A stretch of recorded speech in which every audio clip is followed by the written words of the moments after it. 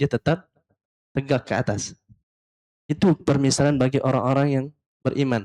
Artinya, seorang mukmin pun terkadang ditimpa ujian, ditimpa cobaan, atau sudah menyangka bahwa tidak ada lagi jalan keluar, semua jalan sudah buntu, ya, bahwasanya dia juga akan merasakan kesedihan. Ya, dia akan merasakan kepanikan, kekhawatiran, ya, dan lain sebagainya. Dan itu merupakan sunnatullah yang Allah berikan kepada kita semua sebagai orang-orang yang beriman. Tapi bedanya dengan orang-orang kafir yang disebutkan oleh Rasulullah Shallallahu Alaihi Wasallam. Adapun orang-orang kafir, ya, wa mathalul munafik kal arzati. Adapun orang-orang yang munafik atau orang yang kafir seperti tumbuhan yang tegak lurus. La tazalu hatta yakun injifa'uha maratan wahidah.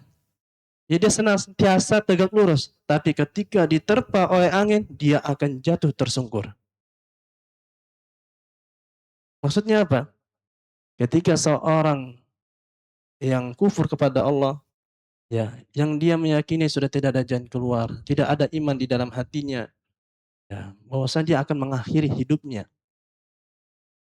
Berbeda dengan orang-orang beriman ketika ditempa ujian, cobaan, musibah, ya terkadang dia sedih, terkadang dia galau, terkadang dia menangis dan lain sebagainya. Akan tetapi, ya, dia akan bangkit lagi. Bangkitnya dengan sabar, bangkitnya dengan doa, bangkitnya dengan ikhtiar, bangkitnya dengan tawakal kepada Allah Subhanahu wa taala. Dan inilah perbedaan bagi orang-orang yang beriman dan orang-orang yang kafir maupun orang-orang yang munafik. Maka sebagai seorang muslim, sebagai seorang yang beriman dan sebagai seorang yang bertauhid kepada Allah Subhanahu wa taala, ketika kita mendapatkan sebuah ujian dan cobaan atau menyangka bahwasannya tidak ada jalan keluar, ya sudah semua buntu jalan, udah mentok ini mau kemana lagi? Ketahuilah, para ulama telah memberikan kepada kita solusi, telah memberikan kepada kita jalan keluar yang kalau kita melaksanakannya, kalau kita mengerjakannya, niscaya kita akan mendapatkan solusi tersebut. Yang pertama, ya, hendaknya kita meyakini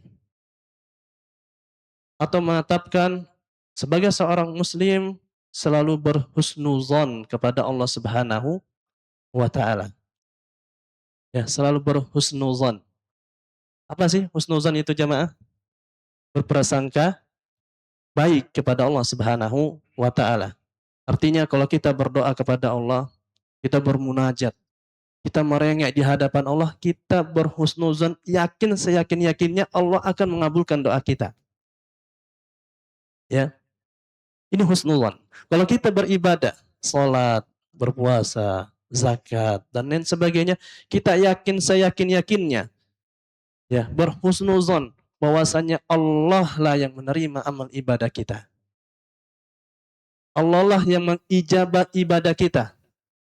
Allah lah yang memberikan penilaian terhadap ibadah kita. Kalau kita berbuat dosa, bermaksiat kepada Allah Subhanahu wa taala dan itu pasti kita lakukan siang dan malam, sengaja atau tidak, ya. Kemudian kita beristighfar, bertaubat kepada Allah Subhanahu wa taala, kita yakin seyakin-yakinnya berhusnuzan kepada Allah Subhanahu wa taala, Allah akan menghapuskan dosa-dosa kita dan menerima taubat kita semuanya. Dan ini adalah salah satu dari bentuk berprasangka baik kepada Allah Subhanahu wa taala.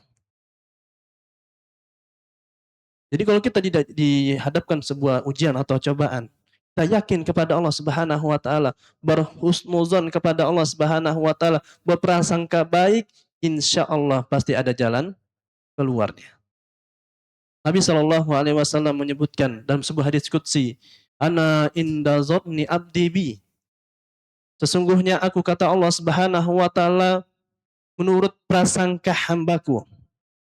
Wa ana ma'ahu idza dzakarani, dan aku akan selalu bersamanya jika dia selalu mengingatku. Kita ambil sebuah kisah, ya, ketika Nabi Musa alaihissalam Ini sebagai pelajaran kepada kita bahwasanya tidak ada yang mustahil. Ya, walaupun itu di luar nalar kita, di luar kendali kita, di luar akal kita, tapi kalau Allah sudah berkehendak, niscaya Allah Subhanahu wa taala akan memberikan jalan keluar. Walaupun kita berpikir sudah buntu jalan ini, sudah tidak ada, sudah solusi. Nabi Musa alaihissalam yang diperintahkan oleh Allah Subhanahu wa taala untuk berdakwah, dan objek dakwanya ini bukan orang kaleng-kaleng, Pak. Siapa? Firaun. Firaun ini bukan rakyat, tapi seorang pemimpin, seorang raja di zaman tersebut. Artinya sudah levelnya tinggi.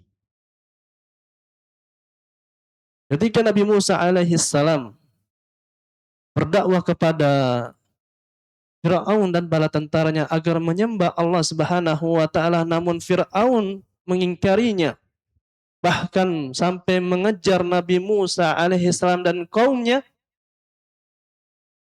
Pada saat itu Nabi Musa dan kaumnya berada di sebuah tempat, di hadapannya ada sungai atau laut, dan di belakang mereka ada Fir'aun dan bala tentaranya yang menghunuskan pedang dan siap membunuh mereka. Ini kalau bagi kita sudah jalan buntu nih. Ke depan binasa, ke belakang juga mati. Kalau kita di posisi tersebut, kira-kira kita mau ngapain, Mbak? Ya wis lah, udah pasrah. Udah waktunya. Dan kisah ini diabadikan oleh Allah Subhanahu wa taala. Falamma tara al-jam'an, maka tatkala dua kubu saling bertemu. Kubu yang pertama adalah Nabi Musa dan kaumnya.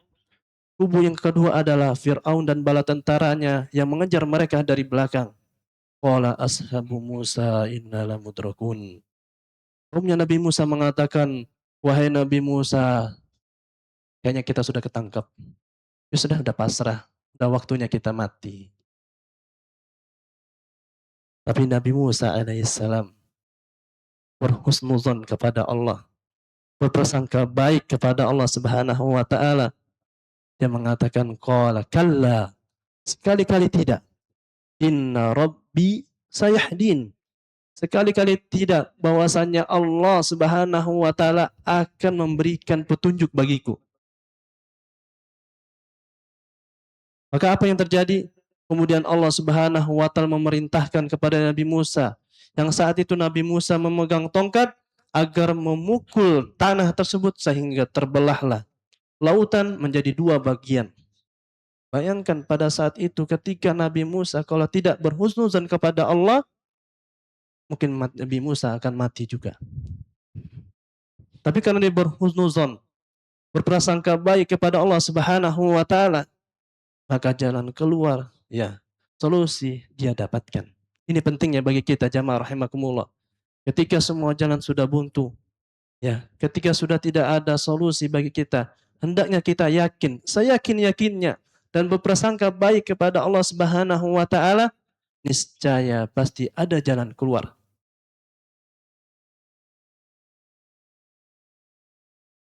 Nabi Ibrahim alaihissalam yang digelari dengan Abul Anbiya, bapaknya para nabi, yang mendapat gelar khullah, kekasih Allah Subhanahu wa taala. Kendati demikian, beliau juga mendapatkan sebuah ujian dan cobaan. Apa ujiannya Nabi Ibrahim alaihissalam? Diikat di sebuah batang pohon atau diikat sebuah batang kayu, kemudian dihidupkan api di sekitar beliau, ya. Sebuah ujian yang berat. Bayangkan jamaah rahimakumullah.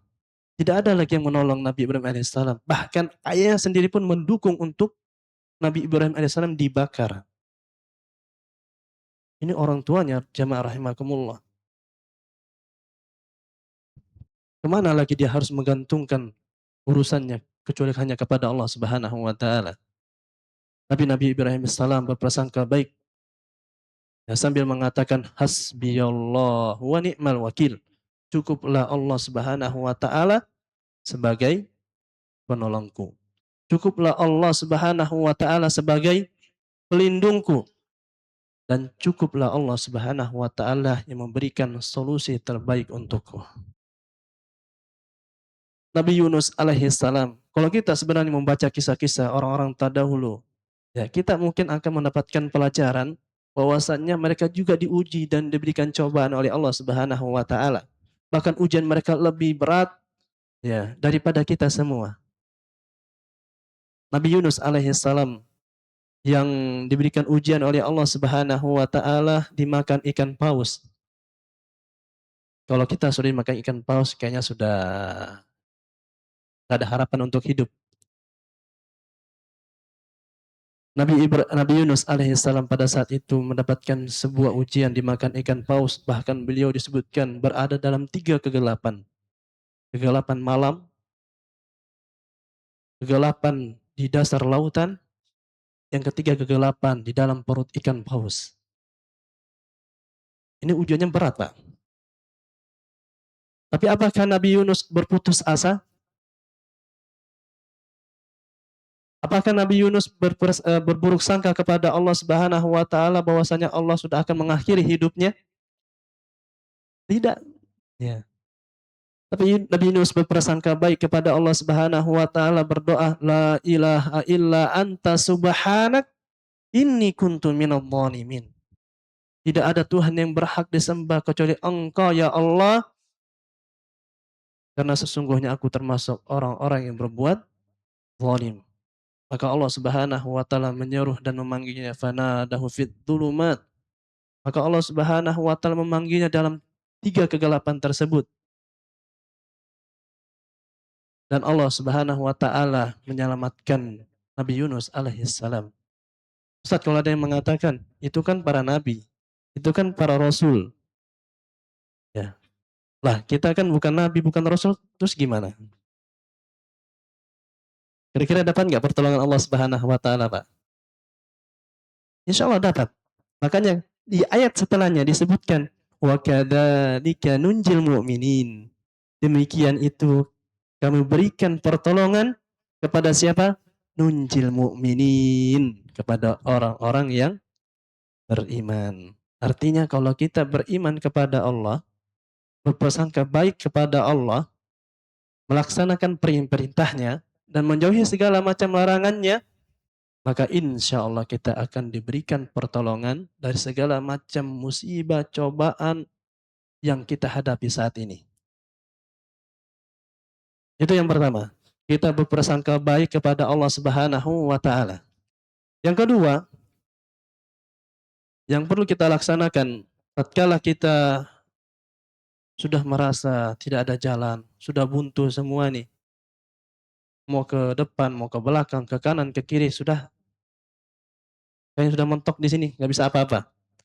Yang kedua yang harus kita laksanakan, tatkala kita berada dalam kondisi seperti itu, yaitu hendaknya kita selalu bergantung dan menyandarkan segala urusan kita kepada Allah Subhanahu wa taala. Bergantung dan menyandarkan segala urusan kita kepada Allah Jalla Jalaluhu. Dan ini Pak, tidak akan bisa diraih, tidak akan bisa diwujudkan, tidak akan bisa didapatkan kecuali hanya kepada orang-orang yang bertauhid. Umi ulangi, ya. Seorang tidak akan bisa bergantung kepada Allah. Seorang tidak akan bisa bersandarkan urusannya kepada Allah, melainkan hanya kepada orang-orang yang bertauhid. Maka dari sini, ya, tauhid ini merupakan kunci keselamatan, kunci kebahagiaan, kunci pertolongan. Kalau kita termasuk orang-orang yang bertauhid, insya Allah Allah akan memberikan solusi dan pertolongan kepada kita. Makanya dalam sebuah Al-Quran disebutkan oleh Allah Subhanahu wa taala tentang keutamaan orang-orang yang bertauhid. Alladzina amanu walam yalbisu imanahum bizulmin. Adapun orang-orang yang beriman, siapa mereka? Orang yang bertauhid. Walam yalbisu imanahum bizulmin, yang mereka tidak mencampur adukkan keimanan mereka, tauhid mereka dengan apa? Bizulmin, sebuah kezaliman. Disebutkan Ya, kezaliman di sini adalah kesyirikan. Kalau orang-orang yang berbuat kesyirikan, Mbak, yang mempersekutukan Allah Subhanahu wa taala, itu artinya dia menyandarkan segala urusannya kepada selain Allah Subhanahu wa taala. Dan meyakini bahwasanya ada sesembahan selain Allah Subhanahu wa taala. Adapun orang-orang yang bertauhid, maka dia menyandarkan segala urusannya hanya kepada Allah Subhanahu wa taala. Kata Allah Subhanahu wa taala untuk mereka yang bertauhid, ulaika lahumul amnu. Yang pertama mereka akan mendapatkan keamanan. Wahum muhtadun. Dan yang kedua, mereka akan diberikan petunjuk oleh Allah Subhanahu wa taala dari segala macam problematika, dari segala macam cobaan dan ujian yang mereka hadapi. Maka dari sini ya penting bagi kita untuk belajar tahu tauhid. Karena ini adalah kunci keselamatan kita, Pak. Kunci kebahagiaan kita. Bahkan nanti inilah yang nanti menyelamatkan kita di akhirat kelak.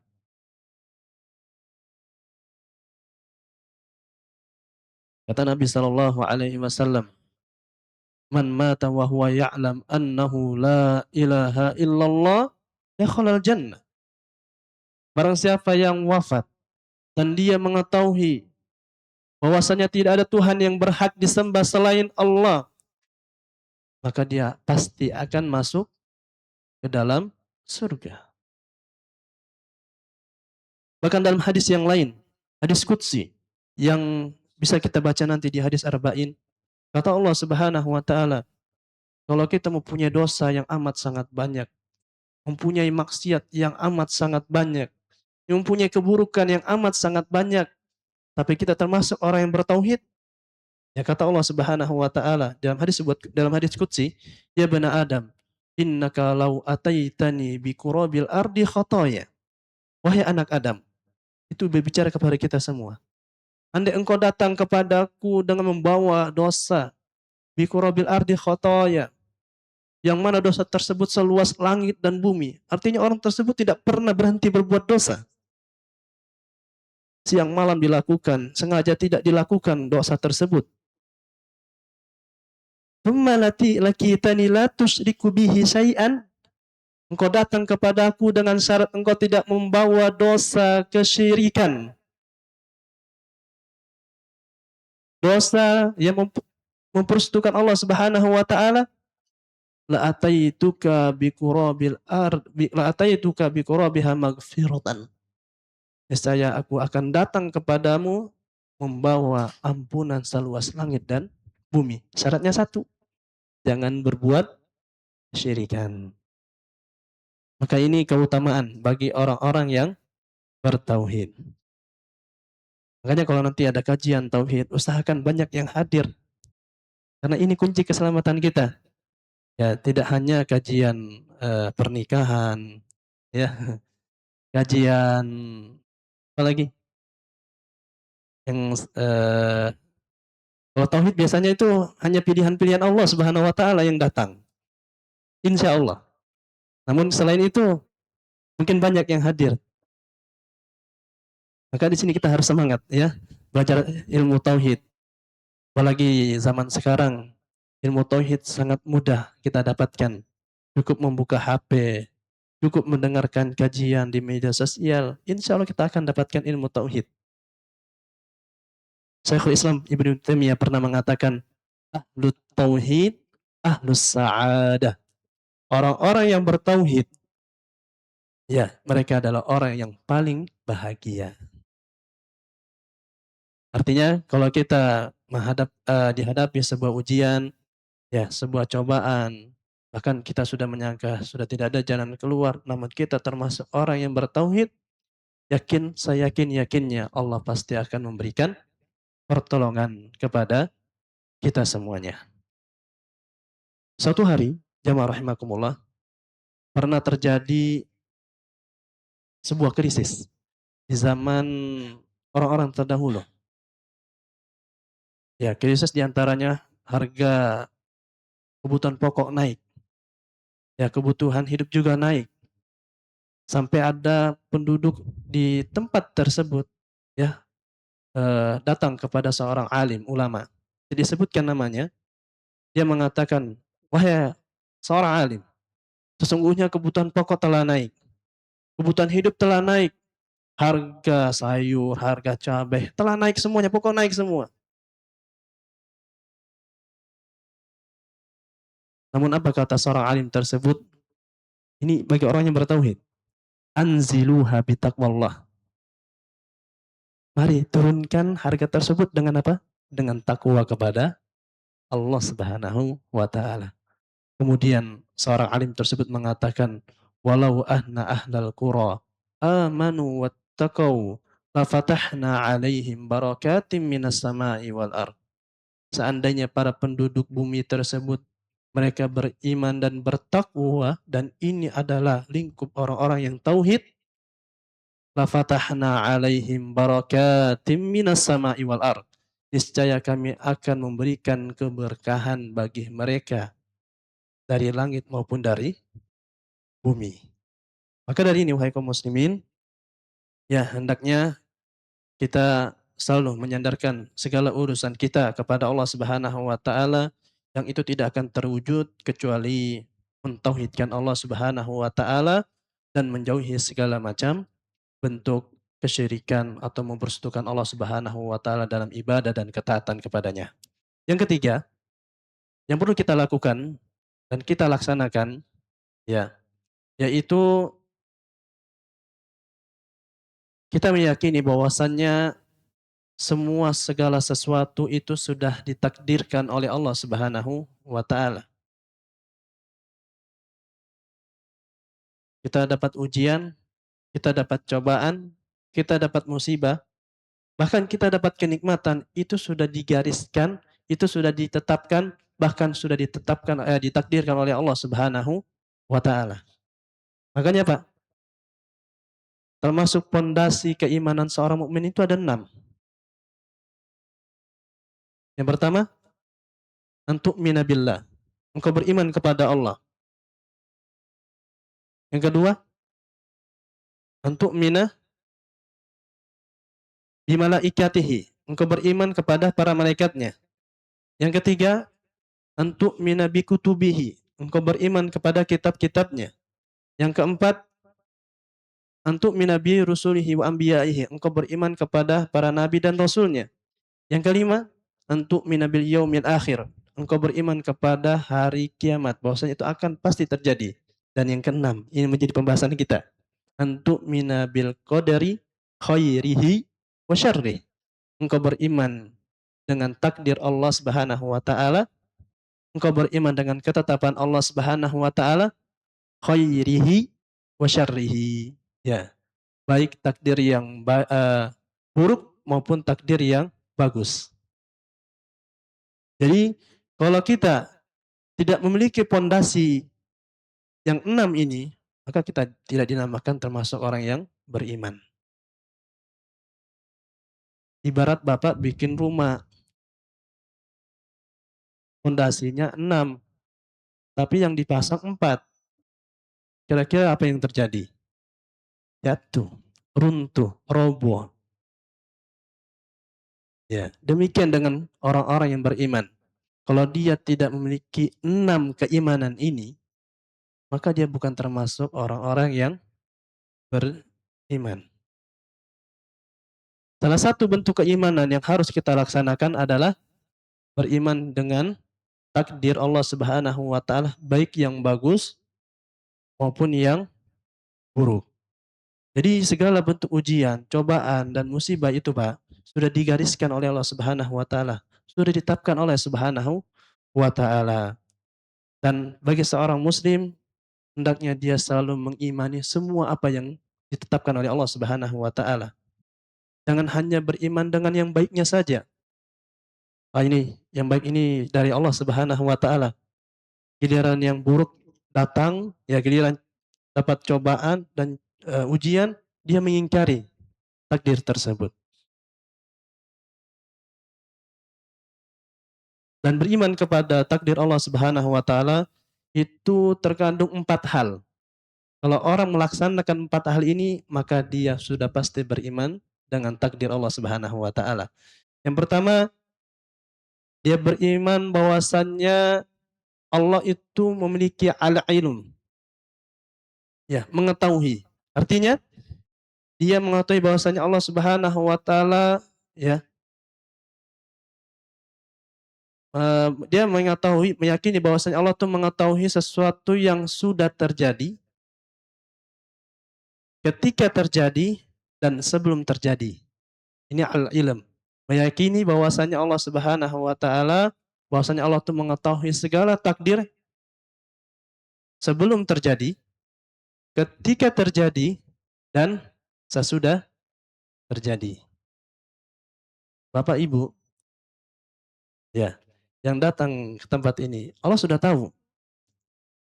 Ya, dari jam 1 itu Allah sudah tahu. Bahkan sebelum Allah menciptakan langit dan bumi, Allah sudah tahu bahwasanya kita akan hadir di majelis ilmu agama. Bahkan ketika kita hadir di tempat ini, ya, itu Allah sudah tahu. Bahkan apa nanti yang terjadi setelah majelis ilmu agama, Allah pun sudah tahu. Ini dinamakan al-ilm. Yang kedua, al-kitabah. Artinya Allah Subhanahu wa taala, ya, telah menulis segala takdir seluruh makhluknya. Namanya al-kitabah, menulis. Ya, Allah Subhanahu wa taala telah menulis semua takdir-takdir makhluknya. Dan yang ketiga al-masyiah, yaitu kehendak. Dia meyakini bahwasannya Allah Subhanahu wa taala, apa yang Allah hendaki pasti terjadi, dan apa yang tidak Allah hendaki tidak pasti terjadi. Ini namanya masyiah, kehendak Allah Subhanahu wa taala. Dan yang keempat, al-khalqu, ya, mencipta. Dia meyakini bahwasannya Allah Subhanahu wa taala menciptakan segala sesuatu, baik itu takdir dari hamba-hambanya yang baik maupun yang buruk. Allahu khaliqu bikulli syai'. Bahwasanya Allah Subhanahu wa taala menciptakan segala sesuatu. Nah, jika 4 hal ini dilaksanakan atau diimani sebagai seorang hamba, maka orang tersebut telah beriman dengan takdir Allahu Jalla Jalaluh. Kemudian yang keempat, jamaah rahimakumullah, ya, di antara hal eh, ketika kita mendapatkan ujian dan cobaan, hendaknya kita juga meyakini segala sesuatu itu sudah ada batasnya. Segala sesuatu itu sudah ada ajalnya. Segala sesuatu sudah ditetapkan oleh Subhanahu wa taala akan dijemput oleh kematian. Kalau kita meyakini hal tersebut, maka apapun yang kita hadapi di dunia ini, kita akan merasa tenang. Logowo, ya, kalau kata orang Jawa. Karena kita sudah yakin bahwa segala sesuatu itu sudah ada batasnya. Likulli ummatin ajal. Segala sesuatu, ya, semua umat-umat tersebut sudah ditetapkan ajalnya. Fa iza jaa ajaluhum la yastakhiruna sa'atan wa la yastaqdimun. Apabila telah datang kepadanya sebuah ajalnya, batasnya, la yastakhiruna sa'atan wa la yastaqdimun. Tak seorang pun, ya, yang mampu untuk memajukannya maupun memundurkannya. Artinya kita semua ini sudah diberikan batasan sama Allah Subhanahu wa taala. Sudah ditetapkan ajalnya. Sudah ditetapkan waktu kapan malaikat maut harus mencabut nyawa kita. Kalau kita sudah meyakini hal ini, maka insya Allah segala sesuatu yang kita hadapi, cobaan, ujian, kita akan merasa tenang. Bahkan Pak, rezeki yang mungkin ini menjadi khawatiran kita, itu sudah Allah tetapkan. Dan Allah Subhanahu wa taala tidak akan mencabut rezeki kita atau tidak akan mencabut rezeki kita kecuali kematian kita sudah ditetapkan juga. Dalam sebuah hadis disebutkan oleh Nabi sallallahu alaihi wasallam, "Lau kana ibnu Adam haraba min rizqihi kama haraba minal maut la adrakahu rizquhu kama adrakahul maut." seandainya anak Adam lari dari rezekinya, kira-kira kita lari nggak dari rezeki kita? Dikasih uang lari. Ada yang seperti itu? Nggak ada ya? Lakukan Nabi Adam haraba min rizkihi. Seandainya anak Adam itu lari dari rezekinya. Kama haraba minal maut. Sebagaimana juga lari dari kematian. La'at rokahu rizkuhu kama atrokahul maut.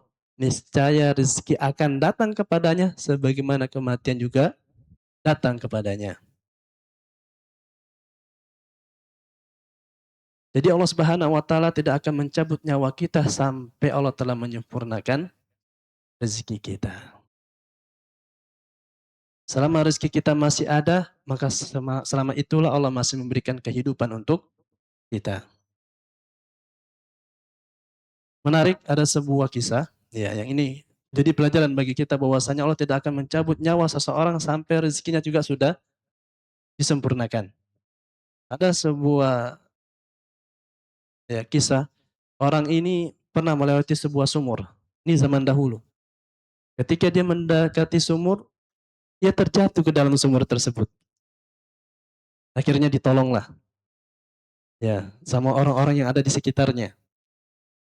Sampai ditanya, kok bisa antum eh, masuk ke dalam sumur? Jadi sebelum dia menceritakan, dia sempat minum air sama roti. Ya. Kemudian dia bercerita, tadi aku melewati sumur di pinggir ini, qadarullah aku terpeleset ke bawah. Sambil dipergerakan ya. Sambil diperagakan, qadarullah diperagakan yang kedua kalinya, masuk lagi ke dalam sumur dan situ dia mulai meninggal dunia. Artinya apa? Ketika dia jatuh ke sumur, yang pertama kali dia belum meninggal, karena masih ada rezeki yang tersisa. Apa rezekinya? Roti dan air. Masuk sumur yang kedua kali, pas rezekinya sudah sempurna, barulah ajalnya datang. Ini pelajaran kepada kita, ya jamaah rahimakumullah, kita tidak akan dicabut nyawa kita ya oleh Allah Subhanahu wa taala sampai rezeki kita sempurna. Kalau kita sudah meyakini hal ini, kita insya Allah yakin. Saya yakinnya apapun cobaan, ujian yang kita hadapi, ya kita pasti ada batasnya, pasti ada ajalnya. Sehingga kehidupan yang kita jalani akan tenang dan kita menjadinya dengan hati yang bahagia. Kemudian yang terakhir, jamaah rahimakumullah, adalah selalu berdoa kepada Allah Subhanahu wa taala. Ya, berdoa kepada Allah Subhanahu wa taala, bermunajat kepada Allah Subhanahu wa taala. Jangan pernah remehkan doa. Doa ini ada senjata kaum muslimin. Nabi kita Muhammad sallallahu alaihi wasallam ketika mendapatkan sebuah ujian di perang Badar, yang pada saat itu beliau berperang melawan orang-orang kafir Quraisy. Jumlah pasukan Nabi sallallahu alaihi wasallam di perang Badar hanya 316. Bahkan senjatanya tidak lengkap. Dan yang dilawan adalah kafir Quraisy berjumlah 1.000 orang. Secara naluri, secara akal, udah kalah nih pasukannya Nabi Shallallahu Alaihi Wasallam. Tapi Nabi sebelum berperang di esok harinya, dia berdoa kepada Allah Subhanahu Wa Taala, bermunajat, merengek. Bahkan disebutkan salah satu doanya, Allahumma in tuglak hadhil isabah fa innaka lan tu'bad abadal yaum. Wahai Allah, andai kata kelompok ini, yaitu kelompok kaum muslimin, itu dikalahkan oleh kafir Quraisy, engkau tidak akan pernah disembah selamanya. Itu artinya, kalau kita dihadapkan oleh segala macam ujian, cobaan, dan kita selalu berdoa kepada Allah Subhanahu wa taala, maka yakinlah Allah akan memberikan keajaiban untuk kita. Wa idza sa'alaka ibadi anni fa inni qarib ujibu da'watad da'i idza da'an.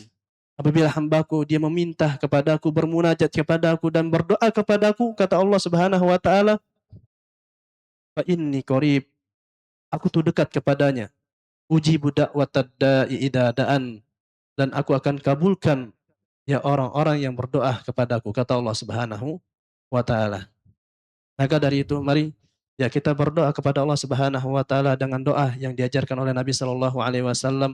Allahumma la sahla illa ma ja'altahu sahla. Ya Allahumma la sahla illa ma ja'altahu sahla. Ya, ya Allah, tidak ada yang memberikan kemudahan kecuali hanya Engkau ya Allah. Kita berdoa dengan doanya Nabi Yunus, la ilaha illa anta subhanak inni kuntu minadh dhalimin. Tidak ada Tuhan yang berhak disembah kecuali hanya Engkau ya Allah, termasuk sesungguhnya aku termasuk orang yang berbuat zalim. Kita berdoa dengan doanya Nabi Ibrahim alaihi salam, hasbiyallahu wa ni'mal wakil. Cukuplah Allah Subhanahu wa taala sebagai pelindungku.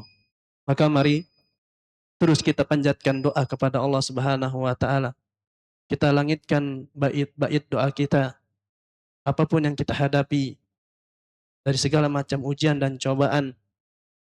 Ya, teruntuk bagi saudara-saudara kita juga yang ditimpa sebuah musibah, semoga Allah Subhanahu wa taala memberikan solusi untuknya, memberikan pertolongan untuknya, memberikan jalan keluar untuknya. Ya, jika dia selalu berdoa kepada Allah Subhanahu wa taala. Mungkin ini yang bisa kita sampaikan. Ya, kurang lebihnya kami mohon maaf. Jika di sana ada kekurangan, itu murni datangnya dari saya dan dari syaitan. Dan jika di sana ada kebenaran, itu murni datangnya dari Allah Subhanahu wa taala. Kita akhiri kaum muslimin, semoga Allah Subhanahu wa taala selalu memberikan kepada kita pahala, memberikan keberkahan dalam hidup kita dan menjadikan kita hamba-hamba yang bertakwa dan kita bisa bertemu kembali di surga Allah Subhanahu wa taala.